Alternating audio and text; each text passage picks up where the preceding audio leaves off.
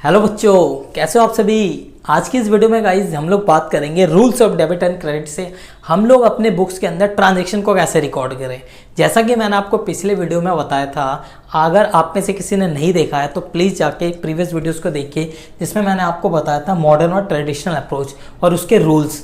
ठीक है, आज हम बात करेंगे कि इन रूल्स को यूज़ करके हम बिजनेस के अंदर ट्रांजेक्शन को कैसे ख़त्म करते हैं। क्या आप सीखना चाहते हैं कैसे रिकॉर्ड किया जाएगा? यस सर, सीखना चाहते हैं तो चलिए फटाफट से टाइम ना वेस्ट करते हुए हम अपने लेक्चर पे आते हैं।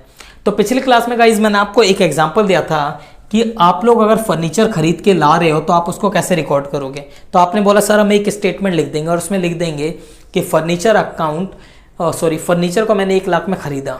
लेकिन मैंने बोला कि मैं उसको अकाउंट में लैंग्वेज में कैसे लिखूंगा, furniture account debit to bank account, ये कैसे लिखा मैंने। तो चलिए आइए सीखते हैं। अभी मैं बात करूंगा सिर्फ ट्रेडिशनल अप्रोच की, मॉडर्न की हम बाद में बात करेंगे। ठीक है, ओके सर, गुस्सा क्यों होते हो? ओके, नहीं होऊंगा। क्या चाहते हो आप? सर बस मार्क्स दिला दो, इतनी सी चाहत है। बहुत ही बढ़िया, जरूर मार्क्स तो भर भर के आएंगे, 100 में से 100 आएंगे, 95 आएंगे अगर तुम पढ़ोगे तो। नहीं पढ़ोगे तो फिर कुछ नहीं हो सकता तुम्हारा बच्चे। ओके चलिए सर, टाइम ना वेस्ट करते हुए स्टार्ट करते हैं। आओ, ट्रेडिशनल अप्रोच क्या होता है? चलिए, ट्रेडिशनल अप्रोच के अंदर सबसे पहले हमने 3 अकाउंट देखे। पर्सनल का रूल होता है debit the receiver, credit the given.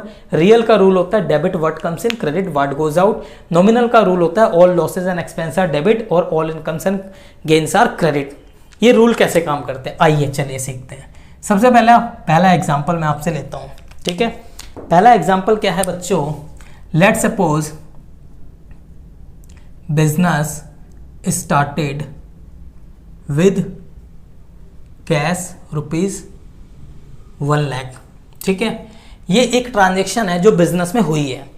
मालिक ने क्या करा है, 1 लाख रुपए का कैपिटल लाके बिजनेस में स्टार्ट करा बिजनेस को। तो हमेशा याद रखना, जब भी आप किसी ट्रांजेक्शन को रिकॉर्ड करोगे तो अपने आप को आप एज्यूम करोगे कि यू आर कंपनी। आप कंपनी हो या कंपनी के लिए काम कर रहे हो और आपको कंपनी के लिए ट्रांजेक्शन रिकॉर्ड करना है, तो अपने आप को ऑलवेज एज्यूम करना है कि यू आर अ कंपनी। तो अगर मेरा कंपनी है और मेरी कंपनी में मालिक ने पैसा दिया है तो एज ए कंपनी, ठीक है, मैं क्या रिकॉर्ड करूंगा। ठीक है, तो हम लोग सबसे पहले यहाँ पे बात करेंगे कि आपको सबसे पहले प्रोसेस याद रखना जब भी किसी ट्रांजेक्शन को रिकॉर्ड करोगे। प्रोसेस क्या है यहाँ पे, इस प्रोसेस को बड़े ध्यान से समझना। पहला प्रोसेस है आपके पास कि आपको क्या करना है, ट्रांजेक्शन्स में से जो भी ट्रांजेक्शन है उसमें से अकाउंट को आइडेंटिफाई करना है। क्या करना है, इन ट्रांजेक्शन में से अकाउंट को आइडेंटिफाई करना, कौन पर्सनल है, कौन रियल है, कौन नॉमिनल है। ठीक है, ओके सर, देखते हैं यहाँ पे। तो यहाँ पे सबसे पहले आप यहाँ पे लिखो नेचर ऑफ अकाउंट कि आपका इसमें से कौन सा अकाउंट है। ठीक है, business started with cash ₹1 lakh. Business हमने स्टार्ट करा है 1 लाख रुपए के कैश के साथ। तो यहाँ पे बिजनेस जो स्टार्ट करता है तो वो पैसे को हम क्या बोलते हैं बच्चों?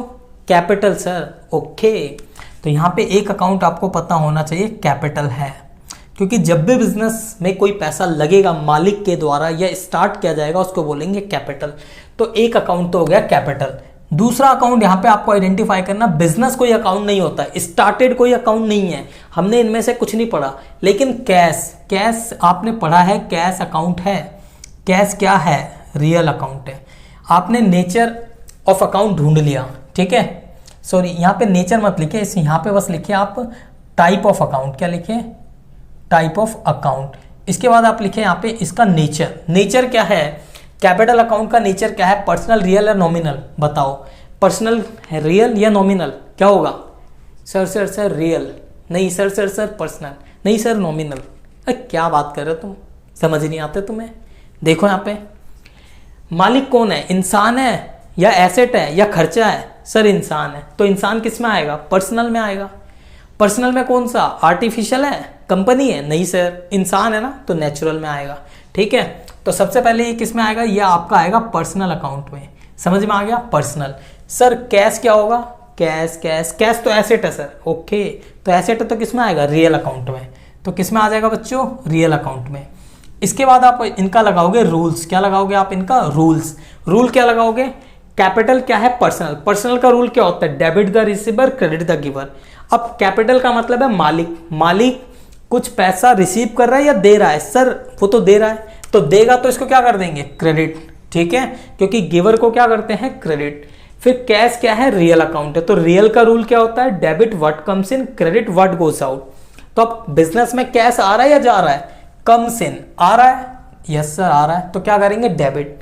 और जर्नल एंट्री का ऑलवेज रूल याद रखना बच्चों। जर्नल का रूल क्या होता है? मैं अभी फॉर्मेट की बात नहीं करूंगा, फॉर्मेट हम बाद में सीखेंगे, अभी हम जर्नल एंट्री सीख रहे हैं।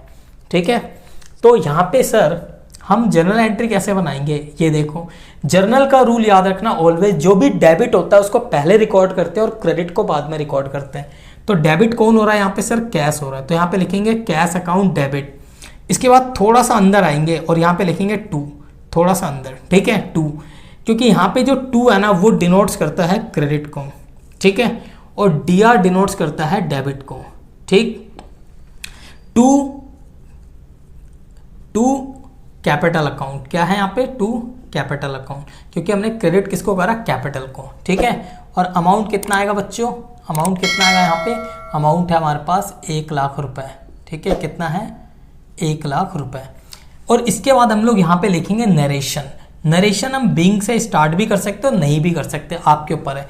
जो हमारी ट्रांजेक्शन है उसको अपनी लैंग्वेज में लिख देंगे, तो यहाँ पे लिख देंगे being business started with cash. किससे लिख देंगे? कैश, ₹10,000। समझ में आ गया? तो कैपिटल अकाउंट की एंट्री क्या हो गई? Cash account debit to capital account. इस तरीके से हम कोई भी जर्नल एंट्री को परफॉर्म करते हैं।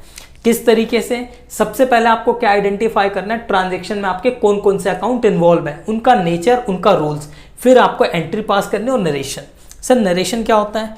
नरेशन बच्चों किसी भी ट्रांजैक्शन को जो हमने रिकॉर्ड करी है उसके बारे में बताता है कि वो ट्रांजैक्शन किस रिलेवेंस के लिए है, मतलब ये ट्रांजैक्शन किस चीज़ की हुई है। क्योंकि अगर कोई नॉन कॉमर्स का बंदा है या नॉन अकाउंटेंट है, उसको क्या पता चलेगा ये एंट्री क्या है? आपको ही पता नहीं था कुछ देर पहले तो, ठीक है, तो उसको ये ट्रांजैक्शन पढ़ के समझ में आ जाएगा कि ये जो ट्रांजैक्शन है ना, ये जो एंट्री पास हुई है इस ट्रांजैक्शन के रिलेटेड है। इसलिए ऑलवेज याद रखना, आप प्रैक्टिकल लाइफ में जब भी आप काम करने जाओगे आपके लिए नरेशन मोस्ट इंपॉर्टेंट थिंग्स होगी। क्योंकि अगर आपने नरेशन गलत लिखा ना तो आप खुद ही भूल जाओगे कि आपने एंट्री क्यों करी है।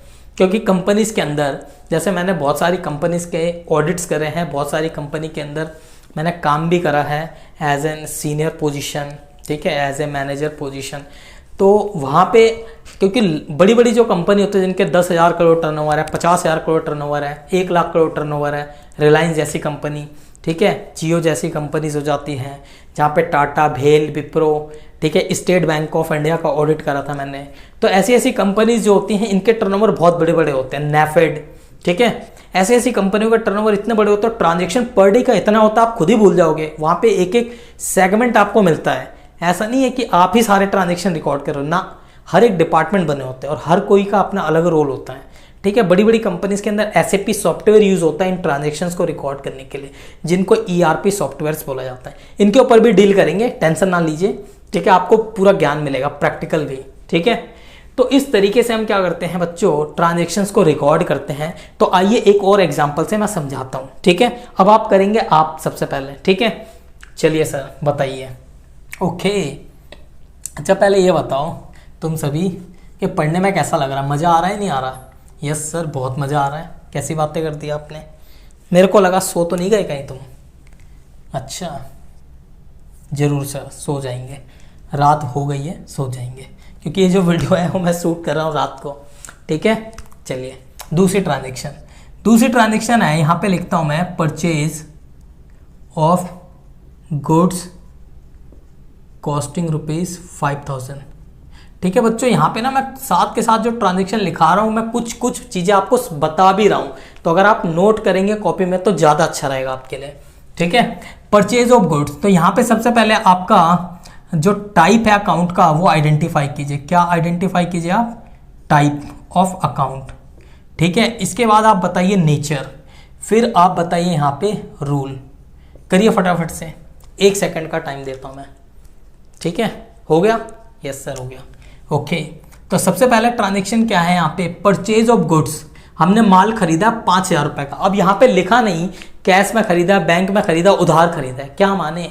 कुछ नहीं लिखा तो आप क्या मानोगे? कैश में खरीदा है या ठीक है। अगर उधार पे खरीदा होगा तो आगे उसने किसी ना किसी बंदे का नाम दिया होगा कि किससे माल खरीदा है। नाम नहीं दिया तो कैश में खरीदा, ठीक है। तो यहाँ पे हमने गुड्स कैश में खरीदा। तो जब भी हम गुड्स को खरीदेंगे तो उसके लिए एक अकाउंट बनाते हैं जिसका नाम होता है परचेज। सिर्फ किसके लिए? गुड्स को खरीदने के लिए। एसेट खरीदेंगे तो क्या बनाएंगे? नहीं सर, एसेट के लिए नहीं बनाएंगे। एसेट के लिए एसेट का नाम आएगा। मशीनरी खरीदूंगा तो मशीनरी अकाउंट बनाऊंगा, गुड्स खरीदूंगा तो परचेज अकाउंट बनाऊंगा, ठीक है। ओके, नेचर क्या है? पर्सनल परचेज अकाउंट क्या है हमारा? नॉमिनल, क्योंकि सारे खर्चे और लॉसेस किस में आते हैं? नॉमिनल में। तो इसका नेचर क्या है? Nominal account. ओके, दूसरा, अब यहाँ पे दूसरा अकाउंट तो कुछ दिख नहीं रहा, मैंने खरीदा है तो मैंने बोला खरीदा किसमें? कैश में। तो दूसरा अकाउंट क्या है मेरे पास? कैश है। तो कैश क्या होता है? Personal, real, nominal? Sir real क्योंकि एसेट्स हैं, ठीक है। परचेज का रूल क्या है? नॉमिनल्स को क्या करते हैं हम, जो भी परचेज है उसको क्या करते हैं? डेबिट, जितने खर्चे हैं। और कैश, मेरे पास से कैश क्या हो रहा है? जा रहा है तो credit what goes out, cash जा रहा है तो क्या कर देंगे? क्रेडिट। तो इस तरीके से आपको एंट्री बनानी है। तो अब एंट्री क्या हो जाएगी हमारी? जर्नल क्या हो जाएगी? जर्नल एंट्री हो जाएगी हमारे पास purchase account debit to cash account. क्या हो जाएगी हमारे पास? Purchase account debit to cash account. Narration आप लिख लेना, मैं नहीं लिखवा रहा हूँ, ठीक है। आई होप आप बहुत ही अच्छे बच्चे हैं सारे और अच्छे से सीख रहे होंगे। तो नरेशन इस तरीके से लिख के आप जर्नल एंट्री पास कर सकते हैं। आई होप आपको बात समझ में आ गई होगी, ठीक है। यस सर, आ गई। आगे चले क्या? यस, चलते हैं। तो एक और ट्रांजेक्शन देखिए फटाफट से। अब मैं यहाँ पे लिखता हूँ purchase of goods costing 5,000 from A. मैंने क्या लिख दिया? ए से हमने माल खरीदा है। किससे खरीदा हमने? ए से माल खरीदा है। किससे खरीदा हमने? ए से। बार बार क्यों बोल रहे हो सर? परेशान करते हो आप भी। अरे बच्चों, बार बार इसलिए बोलता हूँ आपके दिमाग में घुसे, क्योंकि आप पढ़ते नहीं ना। पढ़ोगे तभी तो समझ में आएगा, इसलिए बार बार बोलता हूँ ताकि आप इरिटेट ना हो, ठीक है। बट मेरे को पता आप इरिटेट हो जाते हो। तो यहाँ पे सबसे पहले हम बात क्या कर रहे हैं? हमने माल खरीदा किससे? मिस्टर ए से 5,000 रुपए का। तो आपको पता है एक तो अकाउंट बनेगा आपका परचेज। अब हमने खरीदा है ए से, मतलब हमने क्या खरीदा? उधार। जब नाम आ गया तो क्या हो गया? उधार, ठीक है। तो यहाँ पे हमने किससे ले लिया? ए से। तो ए से ले लिया, इसका मतलब ए से उधार ले लिया।